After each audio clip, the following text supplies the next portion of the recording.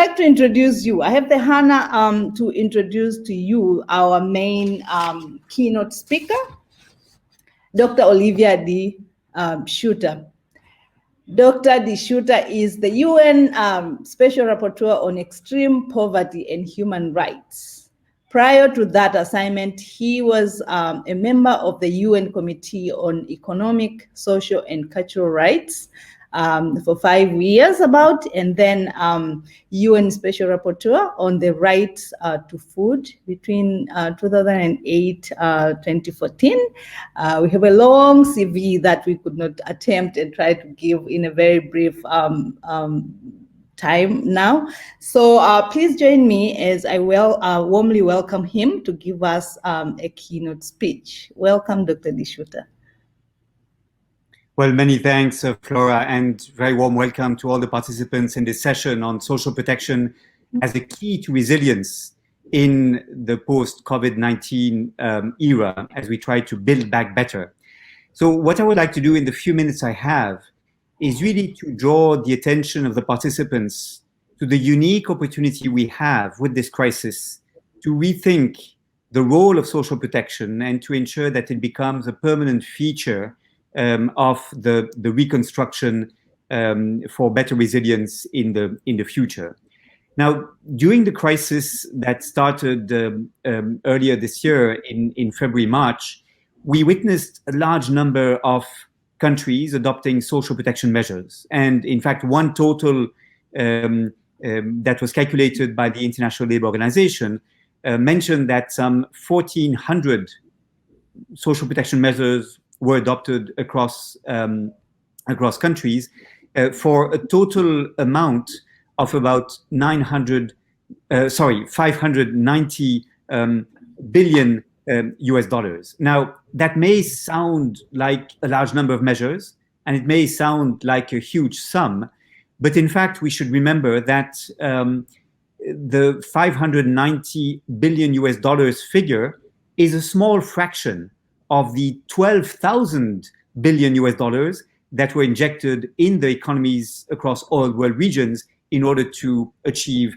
the economic recovery. So social protection was one small part of a larger effort to rebuild economies, to cushion the shock of the economic recession on populations, but it is the one I would like to focus on. 1,400 social protection measures, that again seems like a very impressive catalog, but in fact, a review that we prepared of these measures did show a number of gaps. First of all, many of these measures were short-term, adopted for 3-4 months for the time of the lockdowns, not much beyond that, by countries who very often cannot afford to maintain in the long run these measures in place. So the challenge will be in the future, how do we make them permanent in order to provide the predictability that people should be able to have in terms of social protection. Moreover, in many cases, the support that was provided was really quite inadequate. I take just one example, the COVID-19 social grant adopted in South Africa provided the equivalent of 18 US dollars per month, 350 South African rand to the beneficiaries, which is really 1/3 of the upper bound poverty line used in South Africa. So in many cases, these support measures were quite insufficient in the kind of protection that they provided. But perhaps more important for us is that many people were left out from these schemes. I'm thinking, first of all, of the very important mass of informal workers and workers in precarious forms of employment. Worldwide, this represents informal workers, 1.6 billion workers, and workers in precarious forms of employment are 400 million. So in total, 2 billion workers in the world are poorly covered or not covered by social protection schemes, and not all cash transfer systems that were improvised during the crisis in order to meet the impact of the crisis have actually included these workers from the informal sector under their perimeter. In many cases, migrants or undocumented workers were forgotten, although some states have chosen to include them in the schemes, and indeed some regularization processes have been adopted in order to protect migrant workers. We still have countries that have deliberately excluded migrants from the protection, including some African countries. Indigenous peoples have often been excluded, and fourth, and perhaps for the purpose of my mandate, most importantly, people in poverty have not always been able to benefit from the social support schemes that were put in place. That is for a number of reasons. Sometimes the administrative hurdles, the complexity of the schemes made it very difficult for people in poverty, poorly informed about the benefits they have a right to actually file the claims that would allow them to benefit. In some cases, they did not have the documentation required, or indeed, if they're homeless, they did not have an address to provide to the administrative services. In many cases, the forms had to be filled in online, but many families in poverty do not have access to internet. One figure from UNICEF, for example, is that in 71 countries, more than half of the population does not have access to internet. And even if there is access to internet, the digital literacy of families in poverty may be very weak, and they may not be able to manage to fill in the forms that must be filled online. So people in poverty have encountered a number of obstacles, resulting in a situation in which those most in need, in some cases, were not able to benefit from the improvised cash transfer systems that were put in place to cushion the social shock from the COVID-19 crisis. So the question for us is, how can this be improved? And I would like to suggest very simply that our departure point should be to recognize that social protection is grounded in human rights. It corresponds to the human right to social security that is stipulated in Article 9 of the International Covenant on Economic, Social, and Cultural Rights, but that has been reaffirmed in a very important recommendation adopted by the International Labour Conference within the ILO context in June 2012, which is the recommendation number 202 on social protection floors. Now, this recommendation was adopted unanimously at the International Labour Conference by not only governments, but also workers and employers. And it basically contains a pledge to ensure that all individuals, women, men, and children, throughout their lives should be protected by a basic set of guarantees referred to as social protection floors, including essential healthcare and maternity care, basic income security for children in the form of child allowances, income security for those who cannot earn sufficient income because of unemployment, because of ill health, because of maternity, because of disability, and finally, basic income security for older persons in the form of pension schemes. So those are the social protection floors intended to protect income security throughout the life cycle for all individuals. And recommendation 202 of the ILO is important because it adopts a rights-based approach, emphasizing, for example, the universality of protection based on social solidarity. In other terms, all people have a right to benefit from social protection floors, even workers from the informal sector or people in precarious forms of employment, even migrants, including undocumented migrants. The recommendation refers to the need to provide entitlements to benefits prescribed by national law. In other terms, the benefits should not be based on charity.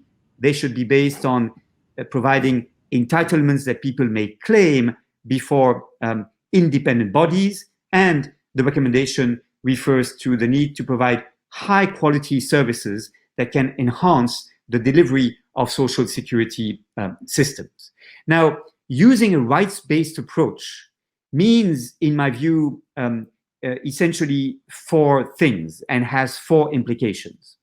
First, it means that instead of social protection being a sort of charity provided by governments to the population in times of need, in times of crisis, social protection should be entitlements that people may claim as rights that they have, that they may claim before independent bodies, and service providers, governments, are duty bearers that are obliged to provide that protection. Now, this is important, first of all, because it changes the relationship between the service providers becoming duty bearers and the beneficiaries of support who become rights holders. So the stigma, the shame that is often associated with claiming benefits is removed as a result.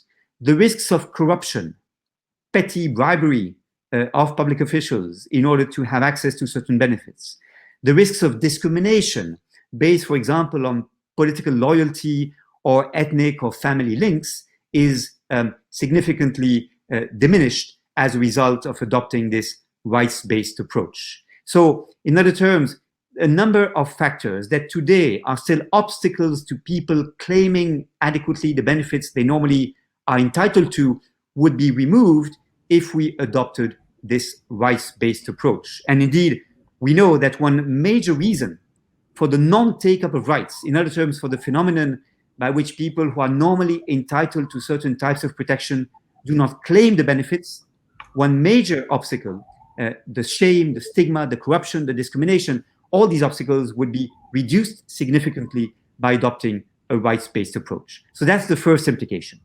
The second implication is that rather than social protection being conditional upon fiscal sustainability, it should be a precondition for a development process. Let me explain this.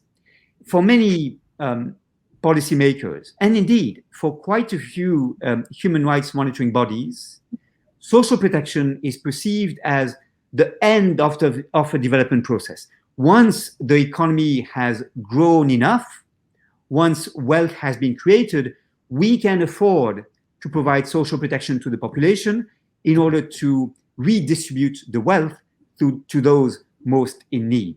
And that is, to a certain extent, the approach even of human rights instruments, such as the International Covenant on Economic, Social, and Cultural Rights, that speaks about the progressive realization of social rights to the maximum of available resources in Article 2, Paragraph 1 of the International Covenant on Economic, Social, and Cultural Rights. My own view, however, is that social protection should be an ingredient of the development process, should ensure that countries grow their economies in a way that is sustainable, because the wealth created shall be fairly redistributed to the population rather than captured by a small elite at the top. And it is the best way to ensure that countries shall not grow in a way that will increase poverty, particularly for people at work, in order to achieve competitiveness on global markets. What I see is that many countries in the African continent basically are now in a very problematic situation, an impasse really, because their competitiveness on global markets depends on workers remaining in poverty. Why? Because that is the only way in labor-intensive segments of the industry or of agriculture to reduce production costs and to achieve competitiveness on global markets. But maintaining a competitive advantage, a comparative advantage in global markets by keeping the population poor is absolutely not a sustainable solution. So investing in social protection, allowing parents to invest in the education of their children as a result, ensuring that workers are paid decent wages is a far more sustainable way of growing the economy. And so social protection should be an ingredient from the start of a development process. It should be seen as an investment in human capital that has huge long-term benefits. It should not be seen as the end result of a development process that could ignore the imperative of providing social protection. The third implication of using a rights-based approach to social protection is that the schemes that are put in place should be universal rather than targeted narrowly on the poorest segments of the population. I am, of course, aware that it may sound like the most efficient solution to have targeted social support schemes only benefiting the poorest segments of the population. But first of all, the risks of under-inclusion are very important. Many people may be left out if the targeting is too narrow, and the people who are normally to benefit may not be able to benefit because they would need to provide documentation showing that they qualify for the benefit, for example, because their incomes are below a certain level. But for many people in poverty, that documentation is very difficult to provide, and the more administrative hurdles they encounter, the more difficult it will be for them to actually enjoy the benefits of social protection. But more importantly, even if we have very targeted social protection schemes, the middle class may not be supportive of such schemes, because the middle class may see social protection as welfare policies taking from the richest groups of the population to distribute to the poorest groups, without the middle class having much to benefit from robust social protection schemes being put in place. In contrast, if you have healthcare, education systems, for example, that benefit a large group in the population, that benefits the middle class, the political support for social protection will be stronger, and the chances are that even if political majorities change, the social protection schemes put in place shall continuously benefit from support. So that is a third implication from adopting a rights-based approach. It is that we move from targeted cash transfer schemes to much more universal schemes protecting a larger group of the population. Fourth and finally, a rights-based approach to social protection means that it should be governed in a way that involves the people in poverty and involves unions. That is very important, not for symbolic reasons, but because involving people in monitoring the social protection system, in designing it, in implementing it, in evaluating it, is the best way to ensure that any gaps will be identified, any mismanagement will be addressed, and that the quality of the services will not decline as a result of these services being delivered to the poor. You are familiar, of course, with the famous phrase from Richard Titmuss that services for the poor are often poor services. What he meant by this is that if people in poverty are not in a position to hold service providers and governments accountable for the quality of the services, you may have, for example, schools that are functioning, hospitals that are built, or unemployment benefits that are in principle granted, but the quality of the service provided will be low if people cannot actually be involved in assessing the quality of the services provided. And so pupils may go to school, for example, but the quality of the education they receive will be low, or people may visit hospitals, but the healthcare system will not be able to provide quality healthcare to people. So participation is extremely important to ensure that quality shall not decline and that any gaps in protection shall be identified and filled. So that is my message really for our session today. We have a unique opportunity to replace social protection at the center of the Building Back Better agenda of the United Nations. We have a unique opportunity to replace this as a top political priority as we reconstruct economies post-COVID-19, but we must ground our efforts in a rights-based approach as recommended by Recommendation 202 on national social protection floors and as stipulated in various human rights instruments. That is the best way to provide the predictability and the resilience that our societies deserve to have. Thank you very much indeed.